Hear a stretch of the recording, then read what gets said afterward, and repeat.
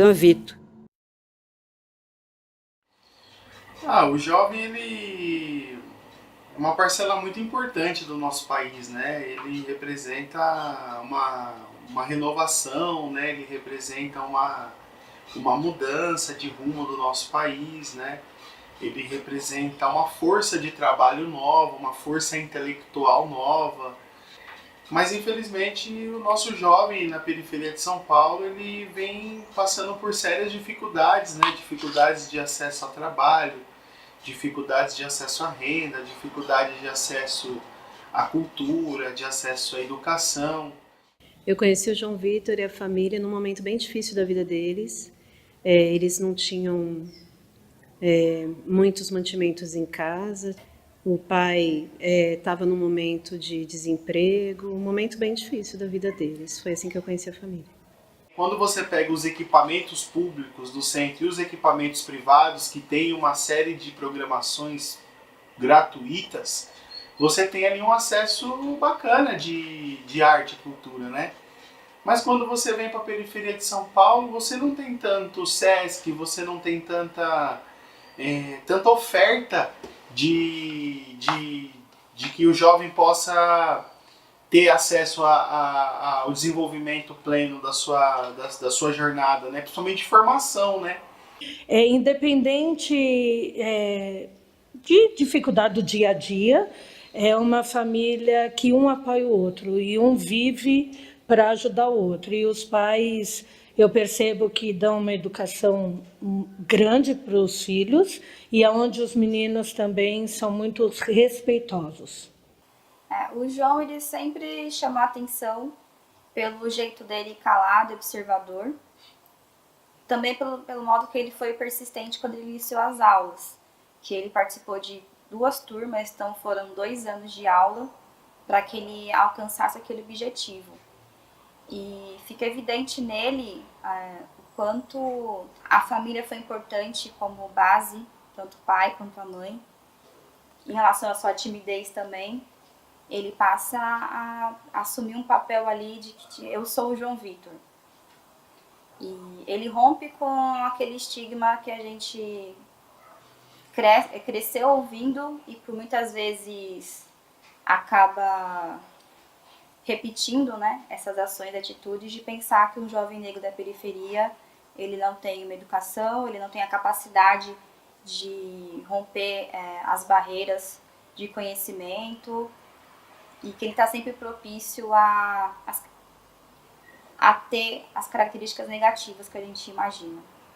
O primeiro momento que eu tive com o atabaque foi num curso que eu fazia, que era o Projeto Músicos do Futuro, e num desse concerto eu peguei e toquei no atabaque, e foi muito bom, foi muito prazeroso. Só que eu me distanciei do curso e tudo mais, e aí a gente achou o terreiro. E quando começou as aulas, nossa, eu ficava louco pra tocar, louco pra tocar, louco pra tocar. Foi um choque gritante, porque no banquinho a gente ficava sentado e era mais fácil pra tirar. Aí quando fui no coro mesmo, no atabaque, nossa, eu já fiquei nervoso.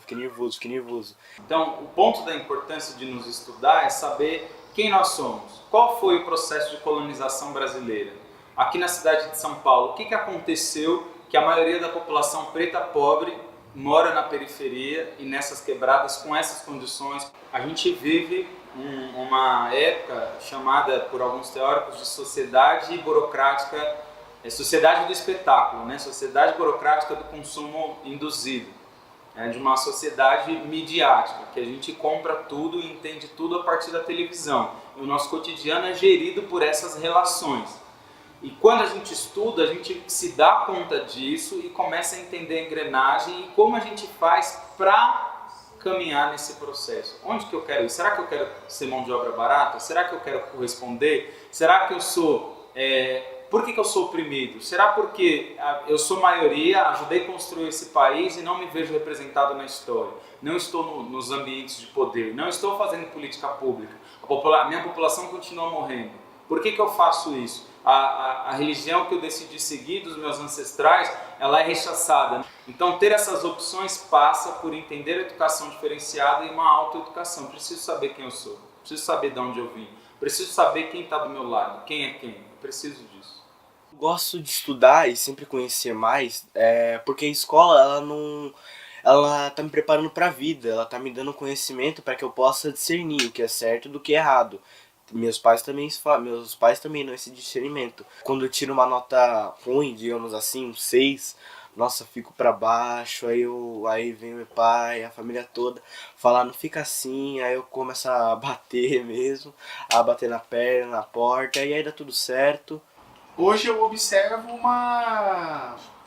uma disputa do nosso trabalho em relação ao jovem que tem a possibilidade de estar indo para o tráfico, de estar indo para o crime, né? Então a gente se desdobra aqui todos os dias, todas as horas, para poder prender a atenção desse jovem, né? Para que ele se conecte com o computador, para que ele veja uma câmera, queira, a partir da sedução que esse equipamento dá, né? A sedução que a câmera dá é a mesma sedução que um fuzil dá quando o jovem tem acesso a um fuzil, quando ele tem acesso a uma responsabilidade. O mundo é cane, ou seja, o mundo é cão. Então eles deixam os pais das crianças, até mesmo, deixam eles soltos, deixam eles se virarem, tipo, não, a escola tem que educar, não, os pais também têm que educar e tem que dar discernimento para os filhos. Tem muitos jovens se perdendo para as drogas, para o crime, que é muito triste isso, ver. A sociedade vai perdendo pessoas que tinham um futuro brilhante para um mundo que não tá nem aí com quase nada. O mundo tá em guerra, o mundo tá acabando. É importante falar que o crime trabalha algumas questões que muitas vezes nem a escola e nem a família trabalha, assim, tipo, trabalha questões de matemática, né? Então ele aprende ali fazer conta, muitas das vezes acaba trabalhando alguns conceitos que muitas vezes a escola não trabalha, e através da prática ali do crime, do tráfico, o jovem acaba tendo, muitas vezes até aprende a ler nesse contexto, né? E com 15 anos eu comecei a ganhar R$600 por mês durante 2 anos. Porra, nesse momento eu me liguei que eu poderia, a partir dos projetos, que eu ficava andando com um monte de papel pra cima e pra baixo, e os caras do crime até falavam assim, mano, você não serve pro crime não. Eles ficavam tipo roleta russa, assim, que eles ficam na rua, né? Aí eu falava, mas por que eu não sirvo pro crime? Porque você tem um coração muito bom, na hora, se você fosse, a vítima tá com dinheiro. Ó as simulações que eles ficavam fazendo com as crianças lá. Se você tá com a vítima e a vítima não dá o dinheiro, você mata a vítima pra pegar o dinheiro? Aí eles ficavam fazendo esses jogos, assim, essas perguntas, tá ligado? Aí falava, não precisava disso. Então eles já falavam que você não serve pro crime. E quando eu comecei a ganhar esses R$600, eu me liguei que a partir da minha inteligência, a partir eu poderia bater uma laje pra minha mãe, tá ligado? E foi foda, mano. Quando eu comecei a ganhar, a gente foi no material de construção, fui junto com a minha mãe, eu era novo, tinha 15 anos. Minha mãe sempre me acompanhou em tudo, mano. Minha mãe sempre, mesmo sem entender as palavras, empreendedorismo social, networking, empoderamento, esses bagulho, protagonismo juvenil, mas ela sempre me apoiava. E aí ela foi junto comigo no material de construção e nós parcelou a laje, mano. Parcelamos a laje, tipo, coisa de R$400 por mês. Aquilo me conectou, assim, que eu falei, nossa, eu posso então continuar gerando renda a partir disso que eu tô fazendo, né? Com os jovens que eu trabalho, eu digo que é muito, muito complicado de passar qualquer tipo de responsabilidade para eles, seja em casa, seja escola, seja o que for. Eles não assumem nenhuma responsabilidade, quanto mais eles puderem se livrar e ficar livres, o melhor para eles vai ser sempre isso. Mas no caso do terreiro, eu vejo quantos jovens estão lá dentro, comprometidos e com idades assim, de 14, 15, 16 anos, na época exatamente que eu estava aprendendo também, e que eu não queria saber de terreiro, que eu não queria saber de ficar preso a um compromisso. Totalmente, porque, ao meu ver, o atabaque, o toque, traz não só a musicalidade, mas traz também o aprendizado. E ele tem uma coisa muito bonita, que ele tem a Stephanie, que é a irmã menor, e ele cuida dela. Então, assim, os pais, e eles, cada um cuida um do outro. E os pais hoje entendem que ele pode cuidar dela, e não cuidar tirando a responsabilidade dos pais, mas ele, como irmão mais velho, se mostra responsável pela menor. Eu lembro até uma passagem, que ela era pequenininha, ela usava fralda, tudo, e o João Vitor já tinha uns 4 anos, ele ia no banheiro e tudo.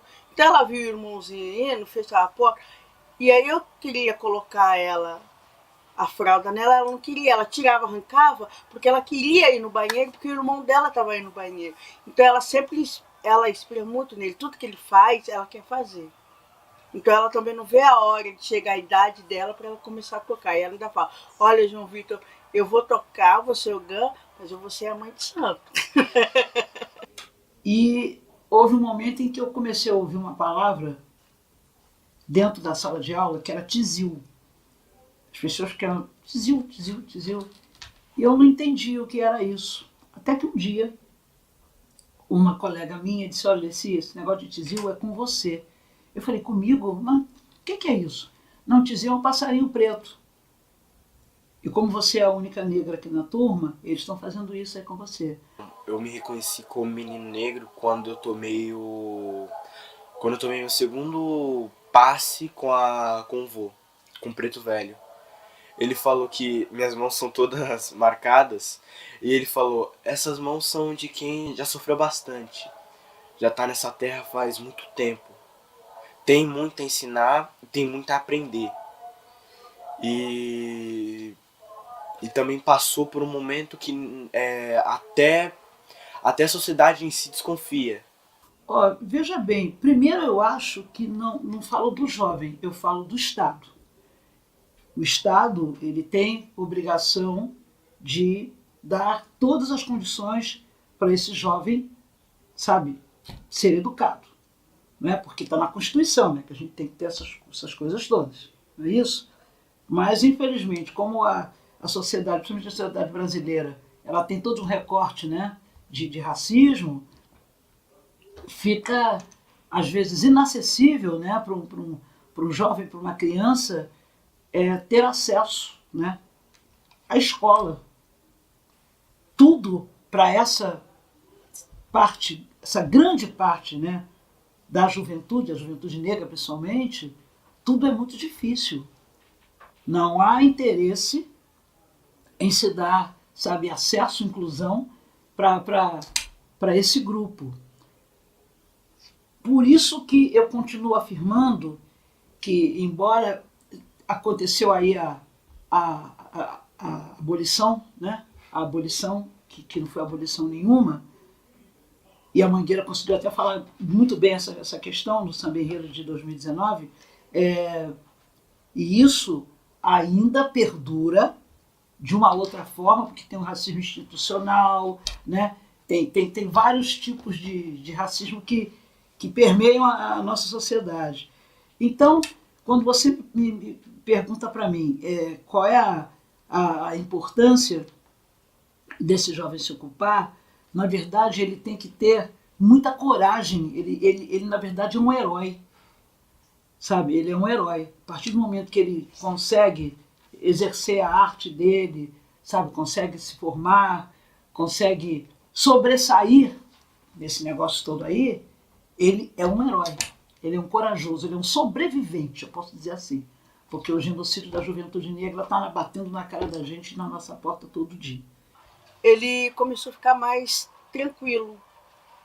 Ele briga, tudo, tem as desavenças, às vezes ele não consegue concluir um trabalho, ele quer fazer as coisas tudo ao mesmo tempo, vai com calma. Aí ele respira um pouco, aí ele começa a bater nas portas, na perna, até nas minhas pernas também. Aí ele começa a ficar mais tranquilo. Até que em casa batia até nos móveis, nas costas do pai para servir de atabaque. Pai, fica aí que eu vou dar uma brincada nas suas costas. E as costas do pai também servem de atabaque de vez em quando. Que o atabaque, a música em si, principalmente os toques, deixaram o poder de cognição dele mais afiado. Então ele pega mais rápido as coisas. Uma vez eu até comentei com ele, falei, filho, de repente você fala na sua escola, o pessoal não vai achar ruim. Pai, é a minha raiz, eu não tenho que esconder as minhas raízes, da onde eu vim, eu tenho que ter vergonha disso. Que o toque não é a gente que acolhe o toque, é o toque que acolhe a gente. João Vitor.